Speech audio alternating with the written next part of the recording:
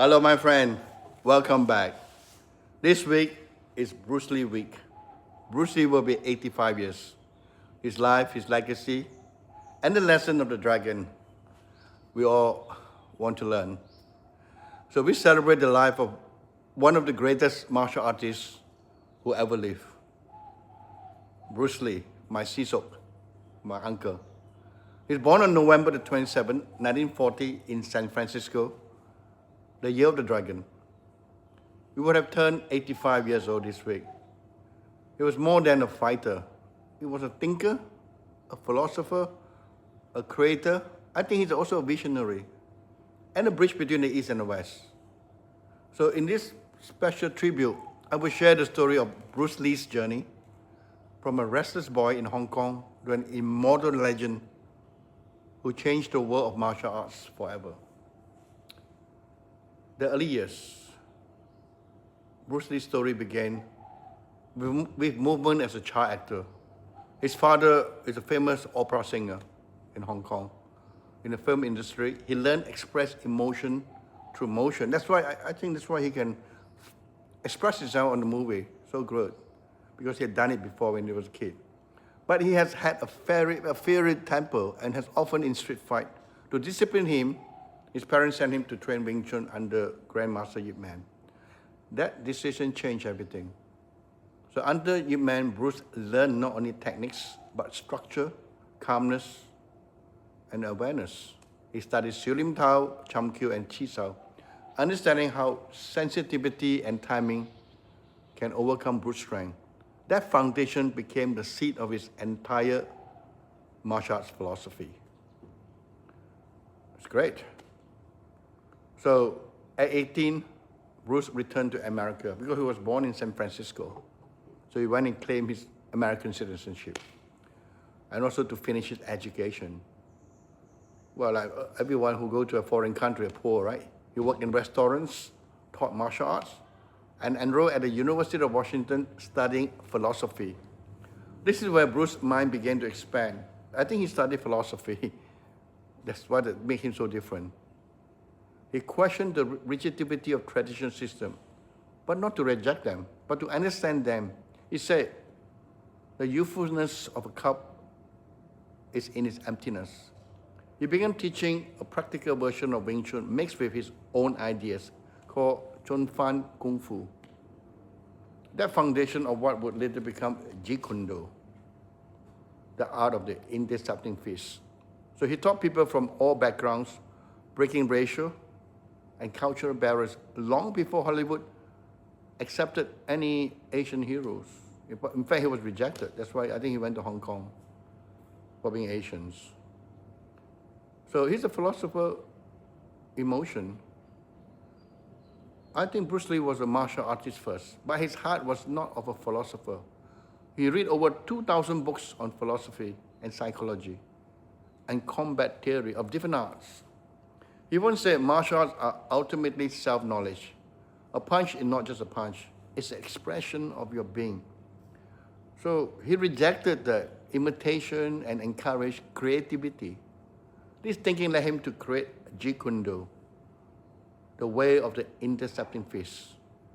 It wasn't style, but an attitude, freedom within discipline.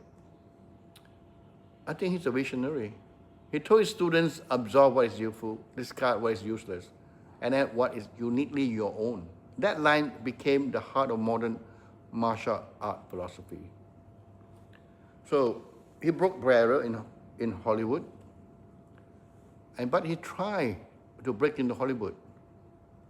But producer told him that an Asian actor could never be the star in the 70s.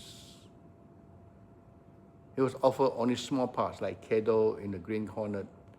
Yet even in those brief moments, his charisma and speed were undeniable.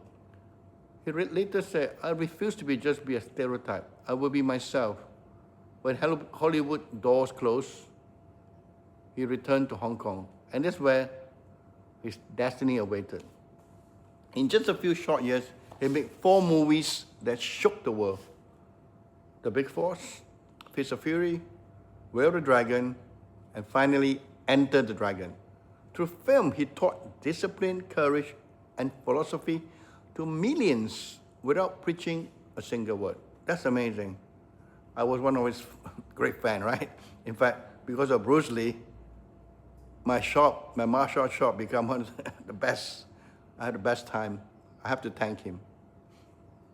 The mind of the master. Bruce Lee's body was fast, but his mind was faster. He trained every day, punching, kicking, reading, meditating. He said, don't pray for an easy life. Pray for the strength to endure a difficult one. He believed the greatest fight is not with another man, but within himself, which is, I think it's Taoism. You see, I think he studied a lot of Taoism. He questioned tradition, challenged limits, and redefined what a martial arts could be. In 1973, before the release of Enter the Dragon, Bruce Lee sadly passed away suddenly at just 32 years old. But his short life was brighter than 1,000 others. He lived with purpose, fire, and authenticity, the ultimate example of self-expression. I think it will be a legacy that goes on for another long time. Look at today, Bruce Lee's influence reached far beyond martial arts, from philosophy and fitness to cinema and psychology. His wisdom continued to inspire millions. He taught us to train not only our bodies, but our mind to be adaptable, fluid, and humble. He united East and West. I mean, I can see so many American, European, English, wearing Chinese jacket, done Kung Fu with me. It's amazing. Mind and body, art and science. Bruce Lee proved that martial artists is not about violence, but about honesty, to express truth through movement. That was his goal. He once said, if you love life, don't waste time, for time is what life is made of. And through his timeless message, Bruce Lee makes sure his time would never end. A short life, he shocked the world. This is amazing. So, as we celebrate Bruce Lee Week, remember, train your body, but also your mind. Challenge tradition, but stay humble. Express yourself honestly, but that is the highest form of freedom. Happy 85th birthday to the little dragon. Your fire still burns in the heart of every martial artist, every dreamer, and every soul seeking truth. Thank you, Bruce Lee. Thank you, Uncle. From all of us who continue your journey. Take care. We will have Bruce Lee in my channel every week to celebrate his 85th birthday. Take care and see you soon.